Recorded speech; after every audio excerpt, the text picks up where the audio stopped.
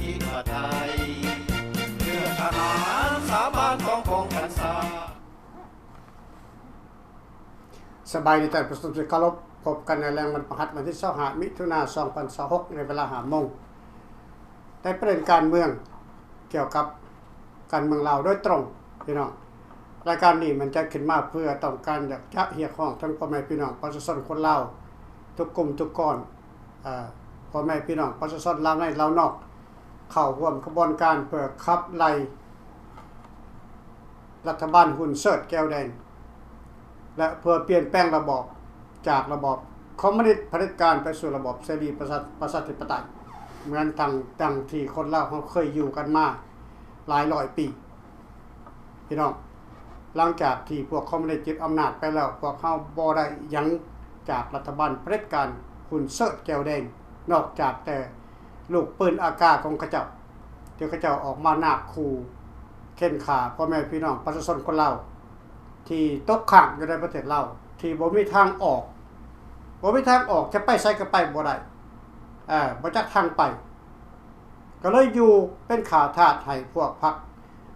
เผด็จการคอมมิวนิสต์หุ่นเชิดแก้วแดงนี่เท่าทุกวันนี้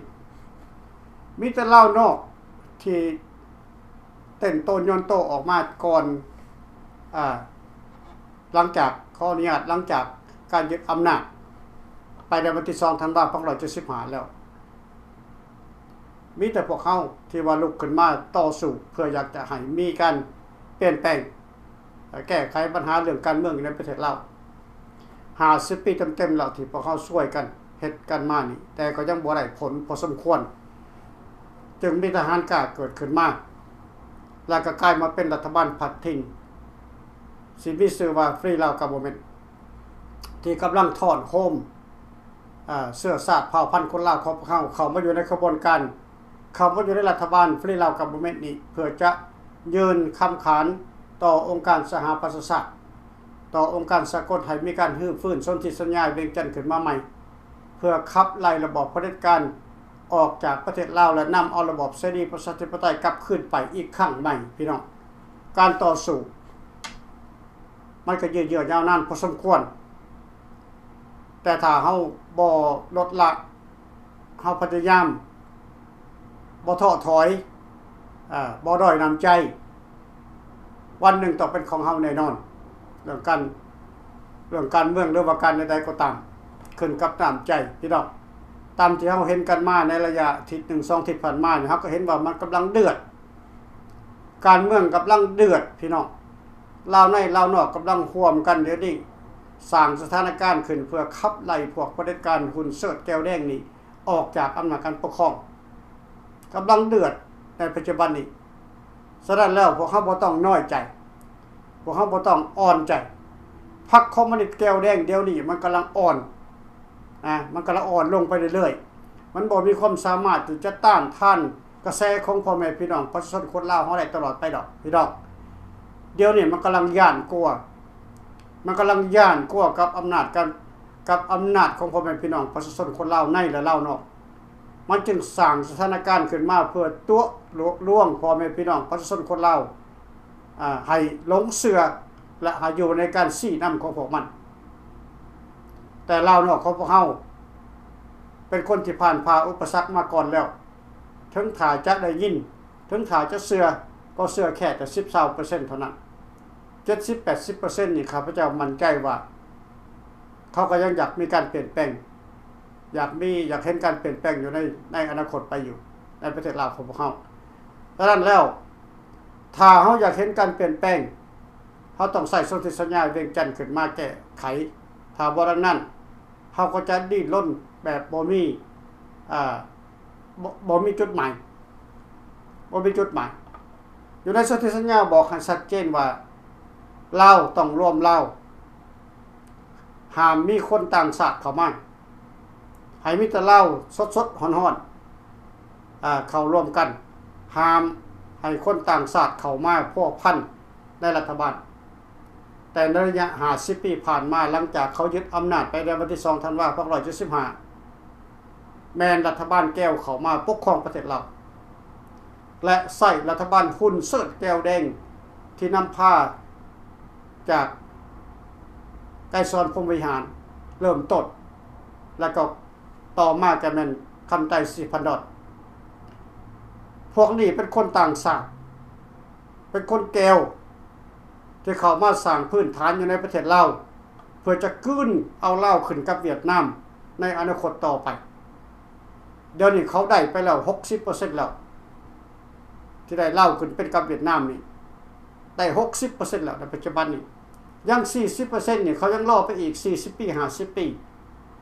อีก40ปี50ปีเนี่ยเขาจะต้องได้ประเทศลาวขึ้นเป็นเวียดนามอย่างถูกต้องตามกฎหมายเพราะเขาจะใส่สนธิสัญญาระหว่างไอ้น้องลาวเวียดชนเผ่าชนชาติเดียวกันกับไอ้น้องลาวเวียดอยู่ในองค์การสากลองค์การสหประชาชาติประชาชนลาวบ่มีสิทธิ์มีเสียงบ่มีอำนาจจะไปต่อรองต่อขานต้องเป็นไปตามการตัดสินใจของรัฐบาลหุ่นเสิร์ชแก้วแดงฉะนั้นแล้วพวกเฮาลาวนอกหลายกลุ่มหลายพวกจึงบ่พอใจว่าแก้วจะมายึดเอาประเทศเราพวกเขาจึงพากันรวมตัวกันออกมาประท้วงทั่วไปในองค์การในมุมโลกนี่มีหลายองค์การออกมาประท้วงให้คนลาวเขาพวกเขาตื่นประท้วงให้คนลาวเขาพวกเขากล้าลุกขึ้นมาต่อต้านกับลัทธิเผด็จการคอมมิวนิสต์หุ่นเสิร์ชแก้วแดงนี่ขับไล่โคตรล้มของมันออกไปและนำเอาระบบเสรีประชาธิปไตยที่พวกเฮานิยมชมชอบและเป็นที่พึ่งของพ่อแม่พี่น้องประชาชนคนลาวทั้งประเทศกลับคืนเข้าไปในประเทศลาวนี่คือเหตุการณ์ที่พวกลาวนอกของเฮาประท้วงในปัจจุบันนี้เฮาก็เห็นว่ามีคนใหม่ออกมาหลายคนที่บ่เคยเรื่องหน้าเรื่องตาออกมาหลายออกมาประท้วงการกระท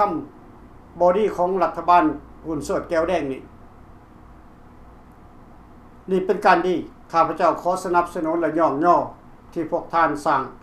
สถานการณ์ขึ้นมาเพื่อให้คนลาวของพวกเขาได้กล้าตัดสินใจ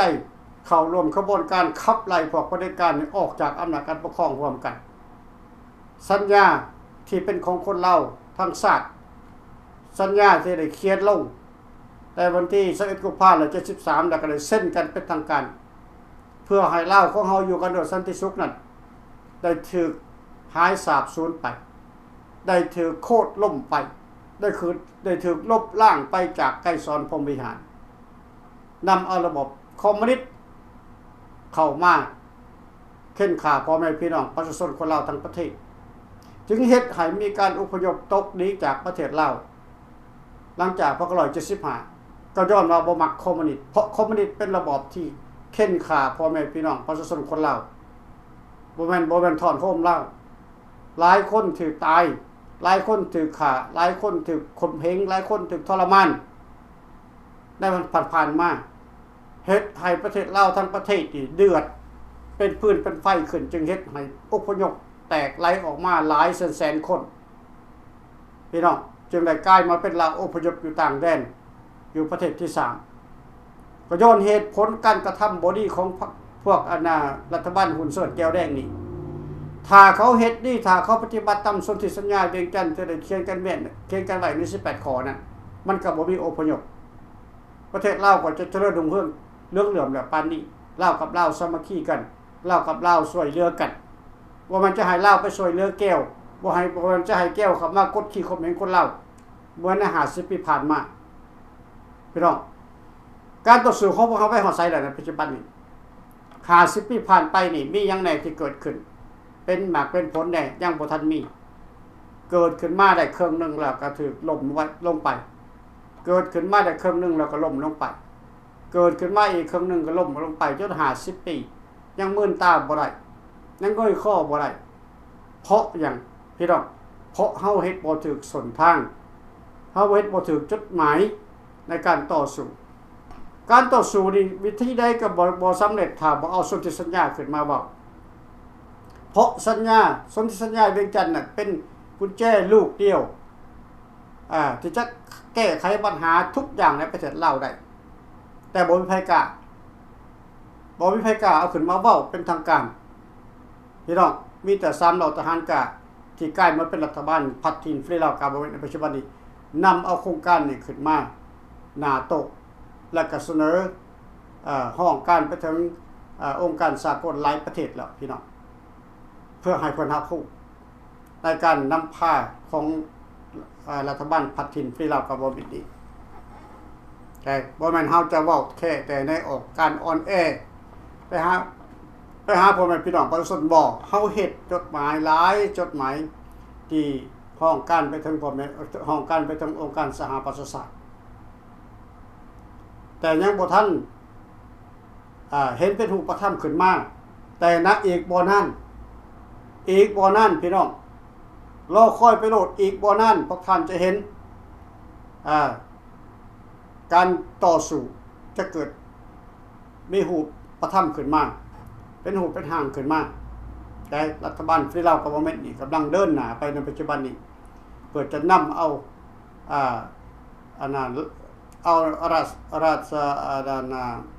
ราชวงศ์ลันสร้างโคมขาวออกมาเป็นผู้นำพาแห่งการต่อต้านลัทธิคอมมิวนิสต์นี่พี่น้องให้สิ้นสุดไปอีกบ่นานพี่น้องอีกบ่นานพวกท่านจะเห็นราชวงศ์ลันสร้างโคมขาวออกมาซึ่งจะเป็นรูปร่างลักษณะแนวใดและเป็นราชวงศ์ลันสร้างโคมขาวภาคใดอนันกถาเบิ่งไปเพียงพ่อแม่พี่น้องคนลาวของพวกเฮาถ้าพวกท่านพร้อมเมื่อใดทางราชวงศ์ลันสร้างโคมขาวเพิ่นก็พร้อมเมื่อนั้นพี่น้องเดี๋ยวนี้เพิ่นยังรอฟังเสียงจากประชาชนว่าประชาชนพร้อมแล้วบ่ที่จะลุกขึ้นมาร่วมไม้ร่วมมือกับเพิ่นเพิ่นจะออกมาเป็นผู้นำพาในการต่อสู้ขับไล่พวกรัฐบาลเผด็จการหุ่นเสิร์ชแก้วแดงนี่เพราะเพิ่นอยู่ในเพิ่นผู้หนึ่งที่มีลายเซ็นอยู่ในสนธิสัญญาเวียงจันทน์ปัก173และเพิ่นก็เป็นพระเจ้าแผ่นดินญาติวงศาของหลานสร้างโคมขาวในเมื่อก่อนแน่นอนพี่น้องพวกท่านจะเห็นในไว้นี่ล่ะดังนั้นก็ขอให้พากันเตรียมพร้อมให้เข้ามาสนับสนุนเข้ามาเพื่อให้กำลังใจเข้ามาเพื่อจงรักภักดีแต่ท่านต้องเข้ามาอยู่ในวงการของรัฐบาลฟรีลาวกับบเมนต์เท่านั้นข้าพเจ้าเคยอธิบายผ่านไปหลายๆครั้งว่าการถอนโฮมนี่ไปยังมาจังแฟลการถอนโฮมนี่ไปยังมาจังบ่เกิดผลจักเถื่อนับตั้งแต่รัฐสร้างโฮมขาวเจ้าสะทุแอออกมาถอนโฮมเราตั้งแต่พศ175มาจนถึงปัจจุบันนี้ยังบ่ได้มีเหตุมีหมากมีผลพอเท่าใดแล้วก็หลายกลุ่มหลายก้อนที่ออกมาถอนโฮมเพื่อขับไล่ระบบคอมมิวนิสต์ออกจากประเทศเราเพื่อช่วยเหลือคนเราที่ตกทุกข์ได้ยากในประเทศเราแต่ก็บ่ได้หมากได้ผลย้อนหยังพี่น้องเพราะการถอนโฮมนั่นมันบ่มีจุดมีแต่ถอนโฮมกันซื่อๆจุดบ่มีข้าพเจ้าเคยได้อธิบายหลายครั้งอยู่ในกองประชุมต่างๆข้าพเจ้าเคยอธิบายในรายการออนแอร์ของฟรีลาวกับบเมนต์หรือว่าซ้ำเราทหารกะที่ผ่านมาว่าถ้าเฮาอยากเห็นประเทศลาวนี่มีการเปลี่ยนแปลงไปในทางที่ชอบธรรมของพ่อแม่พี่น้องประชาชนคนลาวทั้งชาติเฮาต้องมีจุดยืนต้องเข้าร่วมในจุดร่วมอยู่ใส่จุดร่วมก็อยู่ในฟรีลาวกับบเมนต์นี่นะฟรีลาวกับบเมนต์แปลว่ายังก็คือรัฐบาลพัดถิ่นกับฟรีลาวกับบเมนต์ก็รัฐบาลพัดถิ่นพี่น้องเข้ามารวมอยู่ในนี้พี่น้องนะเอาขอหับสายบัดนึงสวัสดีท่านนายโคสวัสดีท่านดร.พลีสปายท่านดร.พลีขอทักสวัสดีท่านดร.พลีพร้อมด้วยครอบครัวเด้อเจ้าเจ้าเมฆของศรีสัตนามก็ได้กลับมาบ้านแล้วไปเวเคชั่น 2-3 อาทิตย์พ่อแม่พี่น้องก็ขอโทษขออภัยบ่ได้เข้ามาร่วมรายการนำกันดร.พลี แล้วก็ขอทักทายมายังพ่อพี่น้องชาวลาวเฮาที่สลับรับฟังอยู่ทั่วทุกมุมโลกเนาะอยู่ประเทศใดก็แล้วแต่อยู่ทางประเทศลาวก็แล้วแต่ประเทศไทยก็แล้วแต่พ่อแม่พี่น้องชาวลาวเฮาสิสลับรับฟังอยู่นั่นก็ขอให้กดไลค์กดแชร์กันคนละแชร์เพื่อกำลังใจของสำเหล่าทหารกล้าหรือว่าพี่เล่ากาบ่แม่นท่านดร.พลีจะได้ออกมามื้อนี้เป็นวันประหัสวันที่25ก็ใกล้10เดือนนี้แล้วครับเจ้าก็ไปที่เคนเซิล3อาทิตย์กว่าๆกับบ่ได้มาก็ขอโทษขออภัยเนาะก็ยังพี่น้องคิดถึงพ่อแม่พี่น้องคือเก่าบ่ได้ทิมได้ปะแล้วก็ก่อนเข้ารายการข้าพเจ้าขอส่งข่าวหรือว่าขอส่งข่าวไปหาท่านที่ปรึกษาทุกท่านหวังว่าคงจะอยู่ดีมีแฮงกันทุกคนแล้วก็ขอแสดงความเคารพไปยังท่านที่ปรึกษาพร้อมด้วยครอบครัวทุกคนทุกท่านแล้วก็พ่อแม่พี่น้องชาวลาวที่สนับรับฟังอยู่หรือว่าสมาชิกของสำเหล่าทหารกล้าทุกท่านก็ดีเนาะพวกข้าเช้าขายก็ดีข้าพเจ้าแนะนำแม่ของชีสัตนาแม่ของชีสัตนาเป็นโฆษกของสำเหล่าทหารกล้านั่นแหละก็ข้าพเจ้าจะบอกว่าหลายก็ขอเข้าร่วมรายการกับท่านดร.พลีอีกมื้อนี้แต่สำคัญการแถลงการความของท่านดร.พลีออกมามื้อนี้สวยงามจบหลายท่านดร.พลีก็เฮ็ดให้คนเข้าใจหลายสิ่งหลายอย่างที่ได้เริ่มขึ้นมาการต่อสู้ของสำเหล่าทหารกล้านั้นจนมาได้เป็นปีเล่ากาบ่แม่นกับประมาณเกือบ10กว่าปีแล้วพ่อแม่พี่น้องก็คงสิเข้าใจแล้วเนาะว่าการต่อสู้นั้นบ่ได้หยุดยั้งต่อสู้ไปเรื่อยๆก้าวหน้าไปเรื่อยๆขึ้นสู่สภาที่ได้วางแผนไว้นั่นก็คงดร.พลีเพิ่นจะได้อธิบายหรือว่าได้เล่าให้พ่อแม่พี่น้องฟังแล้วหวังว่าพ่อแม่พี่น้องคงจะเข้าใจเนาะเมื่อเข้าใจแล้วนั้นสภาพการบ้านเมืองเดี๋ยวนี้ที่ท่านดร.พลีเพิ่นได้อธิบายออกมาได้แถลงการออกมาว่า 2-3 นาทีนี้มันก็มีการเปลี่ยนแปลงไปหลายพ่อแม่พี่น้องหลายสิ่งหลายอย่างโลกมันเปลี่ยนแปลงเมื่อโลกมันเปลี่ยนแปลงสถานการณ์บ้านเมืองมันก็ต้องเปลี่ยนแปลงการเมืองมันก็ต้องไปหน้ามันก็ต้องมีการเปลี่ยนแปลงบ่หลายก็น้อยบ่น้อยก็หลายแล้วแต่จังหวะอันนี้ขึ้นกับความสามัคคีขึ้นกับความเท่าร่วมกันทอดร่วมกันได้เนาะแม่นบ่พ่อแม่พี่น้องไทยดร.พลีแล้วผู้เฮ็ดเวียกนักผู้เฮ็ดเวียกอยู่ภายในจะแม่น3เหล่าทหารกล้าหรือว่าที่ลาวกับแม่หรือว่าท่านดร.พลีผู้ดังเป็นบก.นั่นแหละ10กว่าปีแล้วพ่อแม่พี่น้องเพิ่นก็ได้ล้านงานเข้าไปสู่สหประชาชาติสภาต่ำสภาสูงเกี่ยวกับการฟื้นฟูสัญญาอนุสัญญา18ข้อนี้พ่อแม่พี่น้องเกี่ยวกับสถาบันกษัตริย์ของเฮานี้เกี่ยวกับราชวงศ์ของเฮานี้เพิ่นก็ได้ติดตามอันนี้ก็ขอให้เพิ่นเป็นพี่น้องได้คอยรับฟังรับชมและติดตามแต่ละครั้งแต่ละข่าวแต่ละมื้อแต่ละวันนั้นแต่ละครั้งที่เพิ่นออกมานี้ให้ติดตามหาเพิ่นคันบ่เข้าใจแล้วก็โทรหาหลังบ้านหาท่านดร.พลีเพิ่นจะอธิบายพ่อแม่พี่น้องได้เข้าใจแล้วฝ่ายราชวงศ์นั่นก็คือกันกับเพิ่นแถลงการออกมานี่แหละเพิ่นก็ได้ติดต่อบ่ได้ขาดแต่ว่าเฮาสิออกมาเว้าในรายการเปิดเผยตรงๆแล้วมันก็บ่ได้เป็นบ่ทันดร.พลีเฮาก็มีความลับอันนี้ก็ขอพ่อแม่พี่น้องว่าการเฮ็ดเวียกเฮ็ดงานนั่นมันยังบ่สำเร็จเพราะฉะนั้นมันสิสำเร็จมันก็ต้องสำเร็จถ้าเฮาพยายามคือท่านดร.พลีว่านั่นแหละอีกอย่างนึงตัวสำคัญนั้นมันก็ต้องในการร่วมมือกับพ่อแม่พี่น้องทุกภาคทุกฝ่ายในการรื้อฟื้นสัญญาอนุสัญญานี้ซึ่ง3เหล่าทหารกล้าได้ติดตามมานี่มันก็10กว่าปีแล้วแล้วจนเป็นพี่เล่ากัเวอร์เมนต์แล้วเข้าไปเลิกซึกแล้วนี่แหละพ่อพี่น้องข่าวดีที่ออกมาได้ไว้นี่ท่านดร.พลีเพิ่นก็ได้บอกได้แถลงการออกมาแล้วพ่อพี่น้องเพราะฉะนั้น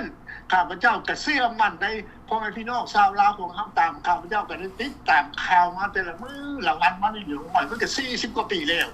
เกือบ50ปีแล้วพ่อแม่พี่น้องลูกลาวหลานลาวเฮาสิไปเรียนเมืองนอกได้ไปอยู่ฝั่งไทยไปทำมาหากินได้50ปีมาแล้วพวกสปป.ลาวนี่เขามีแต่ความตัวพ่อแม่พี่น้องบางทางโน้นนั่นก็คือกันบางซอนไทยนั่นคือกันเฮ็ดหยังบ่ได้พวกนี้น่ะมีแต่ความตัว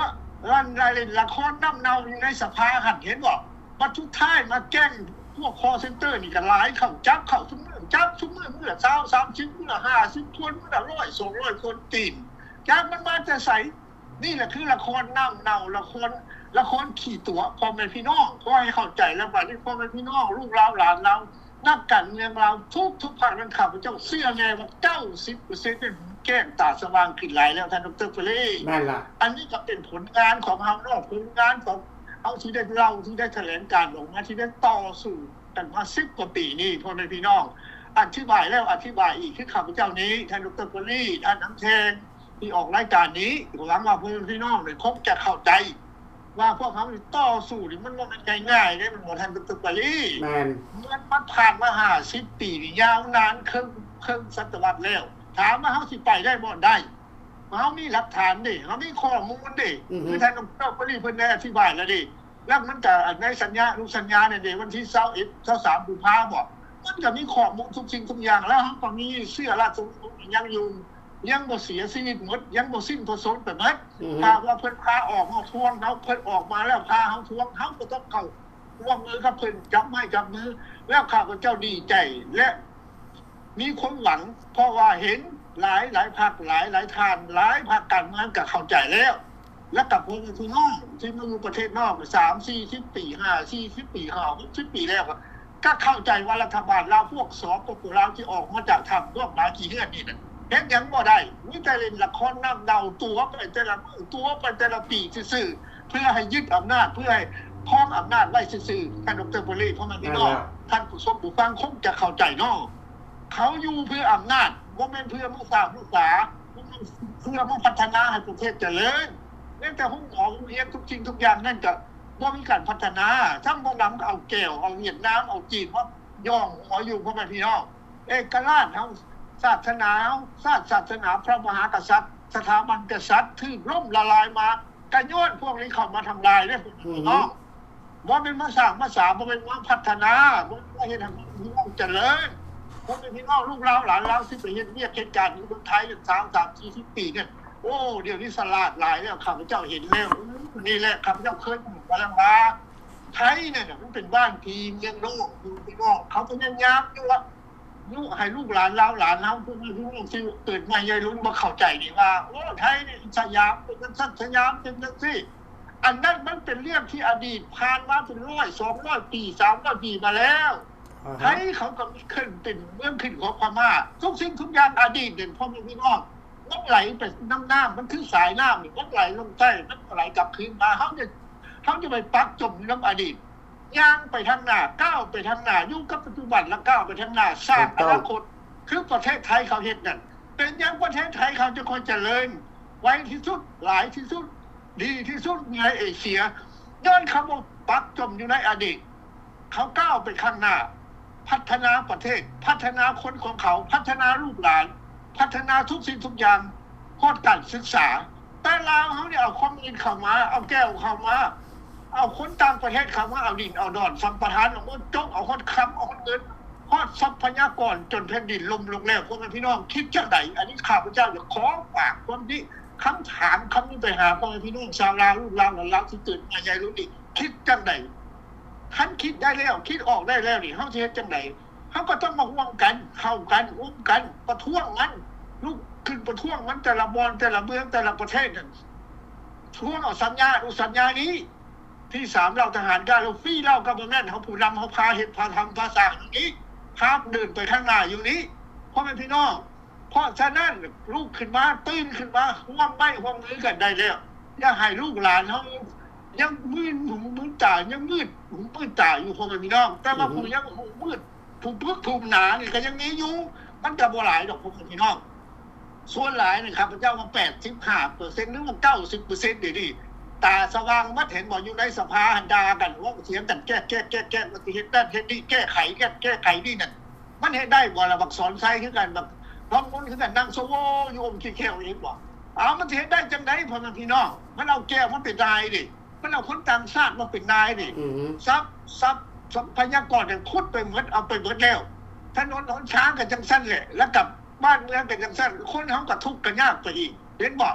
เข้าถ้ำไปตายอยู่ในถ้ำยังกะยามันบ่เฮ็ดซ้ำบ่นำที่ให้เอาเก็บเอากินไปเจาะเอาคันจนเบิดแล้วก็ประเทศเฮาสิมีหยังมีแต่ทุกข์กับทุกข์เพราะฉะนั้นเนี่ยเฮาจะแก้ไขตัวนี้ได้ก็ต้องเข้ามาร่วมกันจับไม้จับมือกัน3เราทหารกล้าหรือพี่เราก็แม่นที่เฮาเฮ็ดทำอันนี้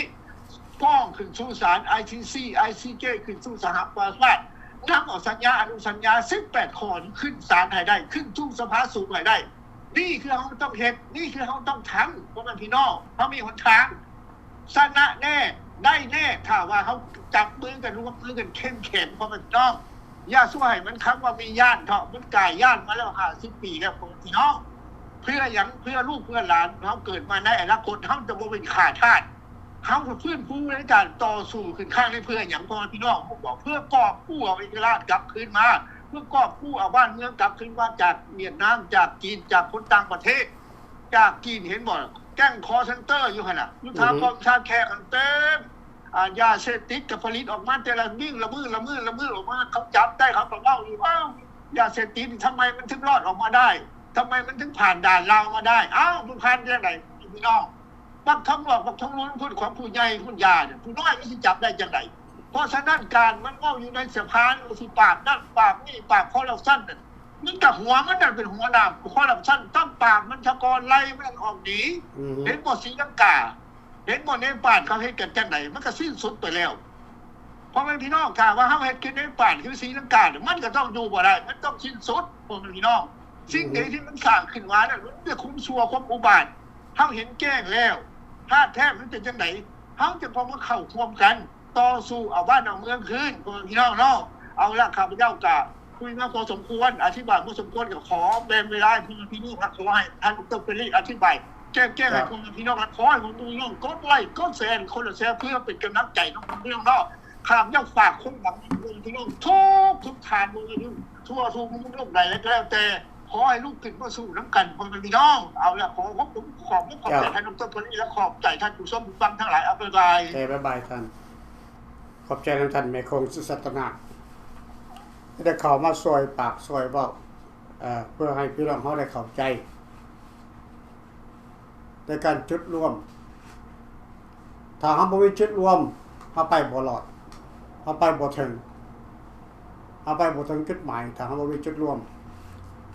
มันอยู่ไสอยู่ในฟรีลาวกะเวอร์เมนต์นี่แหละจุดรวมอยู่ในฟรีลาวกะเวอร์เมนต์นี่บ่จุดรวมในการต่อสู้เพื่อขับไล่เพื่อปลดแอกการเป็นขาทาสให้หุ่นเสิร์ชแก้วแดงนี่รัฐบาลหุ่นเสิร์ชแก้วแดงนี่แม่นอยู่ในนี่อยู่ในจุดร่วมนี่อยู่ในรัฐบาลฟรีลาวกะเวอร์เมนต์นี่ฟรีลาวกะเวอร์เมนต์นี่เป็นพรรคการเมืองที่เข้มแข็งนักแน่นเด็ดเดี่ยวและเป็นการที่รับรู้จากองค์การสหประชาชาติพรรคเดียวเท่านั้นที่จะเป็นพรรคร่วมศาสตร์ได้พี่น้องและอีกบ่นานในปีจะมานี่ปี2027นี่ถ้าบ่มีการเปลี่ยนแปลงเฮาได้วางแผนไว้หมดแล้วว่าเฮาจะมีการเปิดrally คำว่าเปิด convention เปิดการแถลงการหรือว่าเปิดการเข้าร่วมในการประท้วงรัฐบาลสปป.ลาวอยู่นี่แหละอยู่เฟรชโนนี่แหละพี่น้องในปี2027เดือนยังบ่ทันได้บอกแผนการมันวางมาแล้วแต่ยังบ่ทันได้เลือกเดือนเลือกวันนั้นเถื่อแต่ในปี2027นี่เฮาจะจัดแรลลี่ใหญ่ที่สุดในการเต้าโฮมการเต้าโฮมคนลาวทั้งโลกบ่แม่นแต่ในแต่เฟรชโนนี่ทั่วโลกพี่น้องจะมาเต้าโฮมอยู่ในเฟรชโนนี่เพื่อรับฟังการแถลงการของการต่อสู้การแถลงการในการเต้าโฮมการแถลงการในการขับไล่อยู่ภายใต้การนำพาของราชวงศ์รำสร้างพรมขาว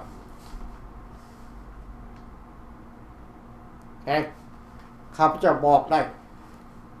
แค่นี้ซ้ำนี่เพื่อให้พ่อพี่น้องในทั่วโลกเตรียมพร้อมจะเข้ามารวมอยู่ในแลรี่อยู่ในการประท้วงใหญ่ที่สุดอยู่ในเฟรชโนนี่ที่บ่เคยมีในประวัติศาสตร์ซึ่งมีราชวงศ์รำสร้างพรมขาวเป็นผู้นำพาในขั้นต่อไปพวกท่านบ่ได้เสียจังหวัดถ้าพวกท่านลงทะเบียนเข้ามาตามเว็บไซต์ loyallaw.org ลงทะเบียนเข้ามาตามเว็บไซต์นะแต่ท่านบ่ได้เสียค่าอยู่ค่ากินท่านเสียแต่ค่านอน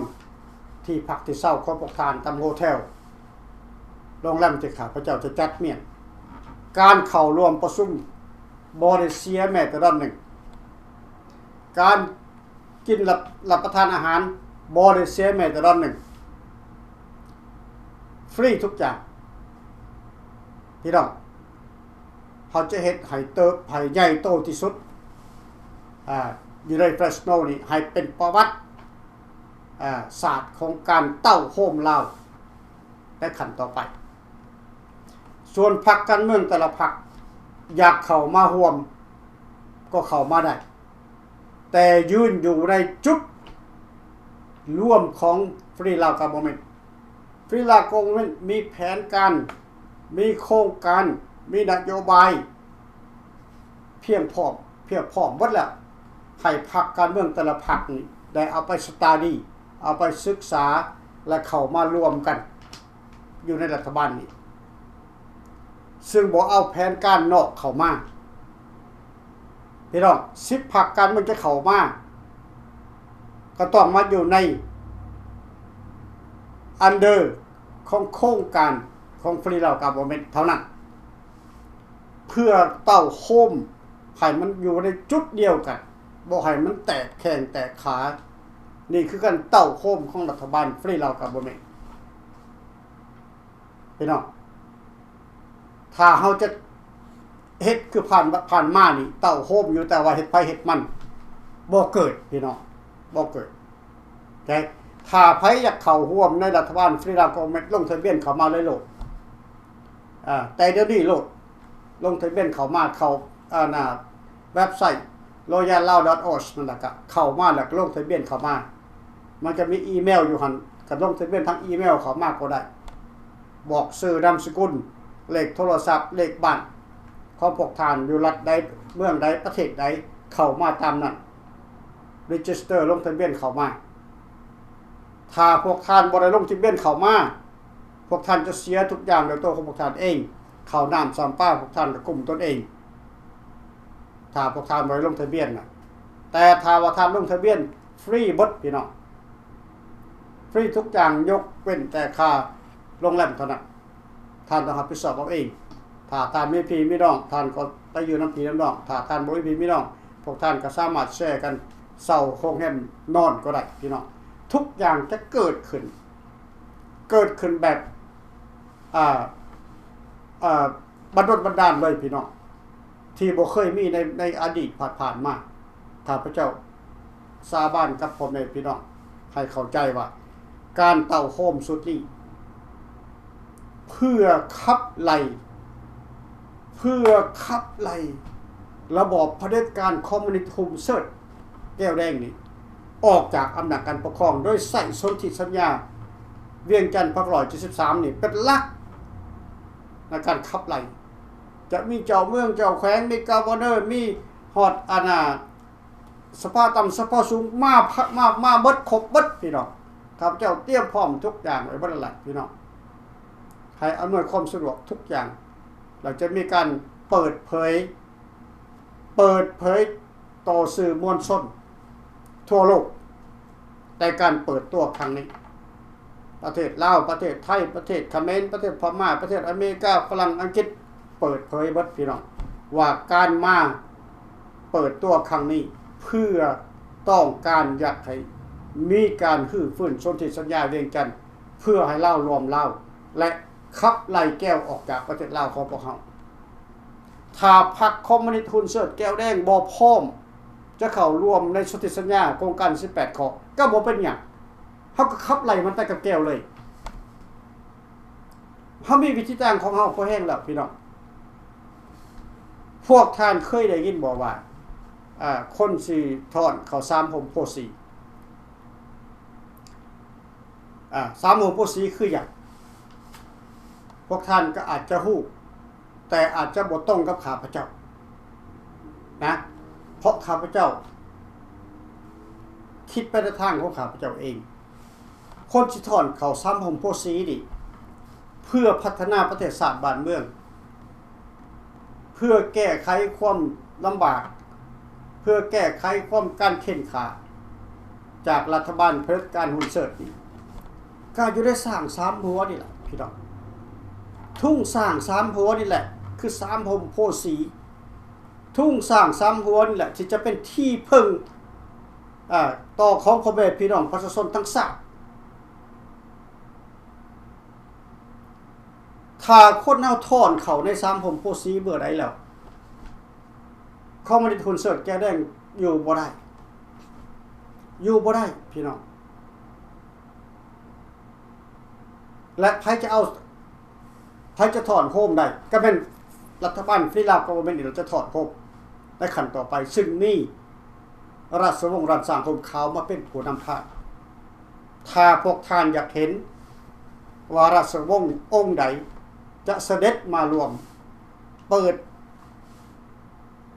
ทางการนั่นพวกท่านก็รีจิสเตอร์เข้ามาฮอดมือนัดหมายข้าพเจ้าจะส่งนัดมือบั้นเข้าไปให้ฮู้จักว่ามือนั้นมื้อนี้พี่น้องเพิ่นอยากฮู้ว่าคนนั้นจะมีหลายปานใดที่จะสิยังจงหักภักดีต่อสถาบันพี่น้องเฮาอยากเห็นพวกท่านบ่ได้เสียเงินรีจิสเตอร์เข้ามาฟรีบ่ได้เสียเงินดอลนึงก็บ่ได้เสียบ่คือในสมัยก่อนมันผ่านมาต้องได้เสียพวกละ50พวกละ100 200 300แล้วแต่อยู่ได้ฟรีลาวก็บ่แม่นนี่พวกท่านบ่ได้เสียค่ากินอาหารการกินบ่ได้เสียฟรีพี่น้องคิดว่า3เราทหารกะจะเฮ็ดได้หรือบ่ได้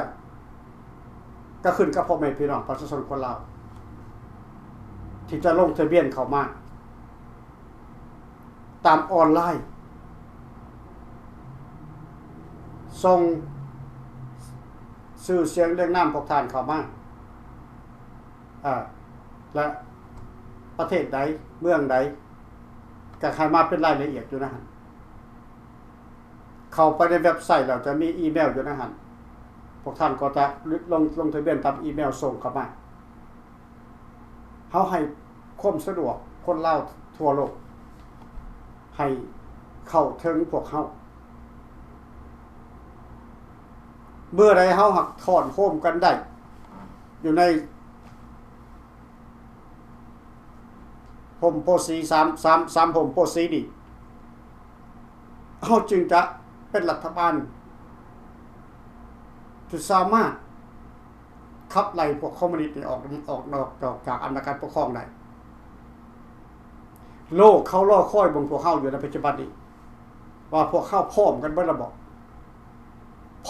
ที่จะเดินทางร่วมกันในการเรียกร้องให้มีการฟื้นสนธิสัญญาขึ้นมาใหม่บ่มีนโยบายใดนอกจากนโยบายเดียวนี้บ่มีโครงการใดนอกจากโครงการตัวนี้ถ้าพรรคการเมืองใดพร้อมอยากจะเข้ามาโดยสนับสนุนโครงการฟื้นสนธิสัญญาก็เข้ามาเลยเอารายชื่อเข้ามาทางอีเมลเข้ามาทางเว็บไซต์ก็เข้ามาพี่น้องสถาบันการสร้างของเขาเพิ่นพร้อมแล้วเพิ่นพร้อมที่จะออกมาเป็นผู้นำให้พวกเขาแล้วตอนนี้ก็ไม่ขึ้นกับพวกเขาทั้งหมดประชากรคนลาวทั้งหมดนี่แหละนักการเมืองทุกๆกลุ่มนี่แหละว่าพร้อมที่จะเข้ามาจับไม้จับมือถือแขนกันฟื้นสนธิสัญญารวมกันได้บอกแท้ปี2027ถ้าหากมีคนลงทะเบียนมากพอหลายพอมันจึงจะเกิดเรื่องรายการต่างๆของดไว้ซะก่อนยังบอกว่าท่านใดเพราะยังบอกท่านเห็นตัวเลขของคนที่จะลงทะเบียนเพราะว่ามื้อนี้เป็นมื้อที่แรกมื้อตะบิดที่พวกเขาออกมาไว้แผ่ให้พี่น้องคนลาวได้เข้าลงทะเบียนหน้าจอนั่นมีroyallao.org เข้าไปจะเห็นโหลดพี่น้องแล้วส่งข้อมูลเข้ามารัฐใดประเทศใดก็ได้ตีเป็นภาษาอังกฤษเข้าไปได้เบิดส่วนภาษาลาวเข้ามาทาง YouTube ตีเข้ามาทาง YouTube เบิ่งช่อง Channel ของ Lawnet TV ของทหารการลาวเน็ตทีวีเข้ามากด Subscribe กด Subscribe กดไลค์กดแชร์กันเข้าไปเขียนสื่อทานลงไปนะหั่นให้ติดต่อหาข้าพเจ้าแน่ทันสิถ้าเฮ็ดบ่เป็นข้าพเจ้าจะติดต่อหาเองหรือว่าในกรรมการทั่วไปจะติดต่อหาเองพี่น้องคันผู้ใดฟังแล้วก็ให้เว้าต่อกันไปถ้าผู้ใดเบิ่งแล้วก็ให้กดแชร์กันต่อไปเพื่อให้ทั่วถึงกันทุกประเทศในมุมโลกนี้เข้ามา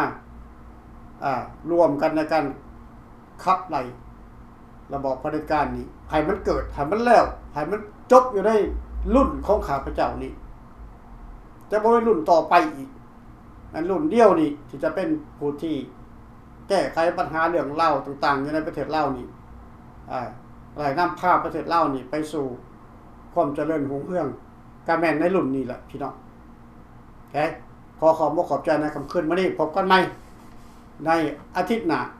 เนาะแรงวันพฤหัสอาทิตย์หน้าเนาะขอเรียกพบกันใหม่ก็ได้